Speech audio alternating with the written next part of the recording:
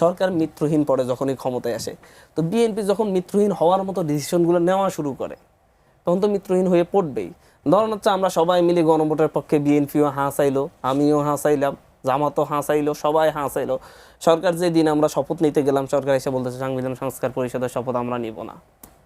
কি দরকার? সরকার তো আগের দিনও আমাদের সাথে আলোচনা করতে পারতো।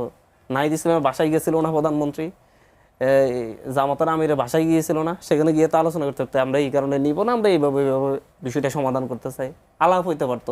তাহলে সেই দিন তো আমরা এইভাবে সরকারের মুখোমুখি দাঁড়ানোর দরকার পড়তো না, মুখোমুখি কথা বলারও দরকার পড়তো না।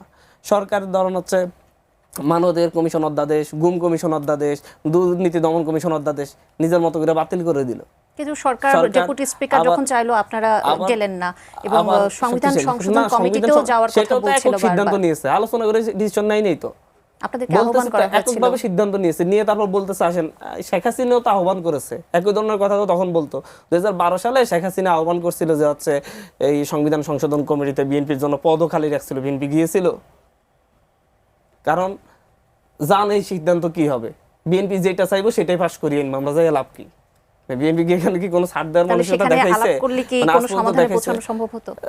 সম্ভব না তো, কারণ সরকার তো সেই ধরনের সুযোগই দেখায় না আজ পর্যন্ত। কোন বিষয়টাতে আমরা মতামত দিচ্ছি সেই মতামতটা নিয়েছে সরকার, মানে হচ্ছে কোন এই ধরনের আইনগুলোতে সরকার যে ইয়েটা করতেছে। এই যে সরকার মানবাধিকার কমিশন আইন মন্ত্রিসভায় পাশ করলো, মানবাধিকার কমিশন সকলের বিরুদ্ধে মানবাধিকারের লঙ্ঘনের অভিযোগ হইলে তদন্ত করতে পারবে স্বাধীনভাবে। আইন শৃঙ্খলা বাহিনী করলে তারা তাদের তদন্ত করবে, তাদের কাছে রিপোর্ট চাইবে সরকারে যে আপনারা রিপোর্ট দেন, এই ধরনের অভিযোগ আসছে। তাদের সেই রিপোর্ট অনুযায়ী সরকার আবার যদি পছন্দ না হয় তাহলে সুপারিশ করবে। মানে পুরোটাই আগের আইনের মধ্যে মতো রাইখা দিছে সরকার। এটা কি বিরোধী দলের সাথে ডিসকাশন করেছে সেই আইন কিভাবে করতেছে? সেটা এখনো আবার হচ্ছে সেই ইন্ডেমনিটি দিয়ে দিচ্ছে এই আইন শৃঙ্খলা বাহিনীকে।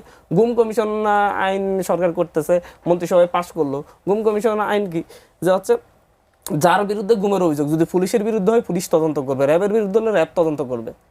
আর যদি তদন্ত যদি মিথ্যা প্রমাণিত হয় তাহলে যারা অভিযোগ করেছে সেই মিথ্যা প্রমাণ অনুযায়ী আদালতে তাদের 5 বছর পর্যন্ত সশ্রম কারাদণ্ড হতে পারে। তাহলে কে যাবে? মানে পুলিশের বিরুদ্ধে? তাহলে তো এখন আমাদের স্বরাষ্ট্রমন্ত্রী যিনি আছেন উনি আসলে গুম হয়েছে কিনা, ওনাকে তো র্যাব বা হচ্ছে পুলিশ যে তুলে নিয়ে গেছে তাদের মাধ্যমে রিপোর্ট আসুক। তারা যখন বলবে যে হচ্ছে হ্যাঁ স্বরাষ্ট্রমন্ত্রী গুমের শিকার হয়েছেন তাহলে গুম, তার আগে গুম বলতে পারবো না, না হয় স্বরাষ্ট্রমন্ত্রীর পরিবারকে 5 বছর জেল খাটতে হবে। মানে এগুলো তো হচ্ছে সরকার এককভাবে এই ধরনের উল্টাপাল্টা। সরকার সুপ্রিম কোর্ট সচিবালয় অধ্যাদেশ বাতিল করে দিয়েছে, যেটা বিএনপির চাহিদা ছিল। বিএনপিও তখন অন্তর্বর্তীকালীন সরকারকে বাহবা দিয়েছিল। এই আপনিও দেখছেন যে বিএনপিও অন্তর্বর্তীকালীন সরকার যখন হচ্ছে সুপ্রিম কোর্ট সচিবালয় অধ্যাদেশ জারি করে, সুপ্রিম কোর্ট সচিবালয় করেছে, তাদেরকে অভিনন্দন জানাইছে এবং এর পক্ষে কথা বলছে। সরকার আইসে হঠাৎ করে এই অধ্যাদেশ বাতিল করে দিয়ে সুপ্রিম কোর্ট সচিবালয় বাদ দিয়ে দিছে। এবং গুম কমিশন অধ্যাদেশ বাদ দেওয়ার পরে মিরাজ শেখ নামে খুলনার একটা ছেলেকে আজকে 3 মাস ধরে নিখোঁজ, প্রথম আলো রিপোর্ট করেছে, তাকে আইন শৃঙ্খলা বাহিনী কোস্টগার্ডের পরিচয় তুলে নিয়ে গেছে।